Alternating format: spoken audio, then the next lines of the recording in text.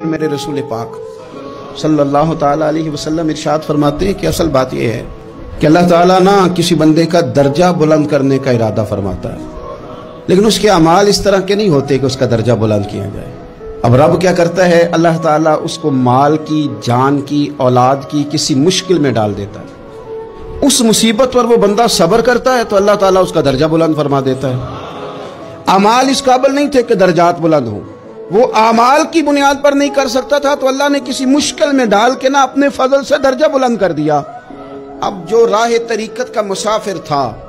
جو سلوک کی منازل طے کر رہا تھا، جو اللہ رسول کے قریب جانے چاہ رہا تھا، اس کے لیے کتنی آسانی ہو گئی کہ مجاہدہ تو زیادہ نہ کر سکا، کثرت سے نفلی صوم و صلات کا بندوبست تو نہ کر سکا، تھوڑا سا صبر کیا، رب نے اپنا اور اپنے محبوب کا قرب عطا فرما دیا۔ تو یہ تو آپ صبر کرنے کے لیے جب نکلے ہیں تو آپ نے تو رب رسول کو پا لیا۔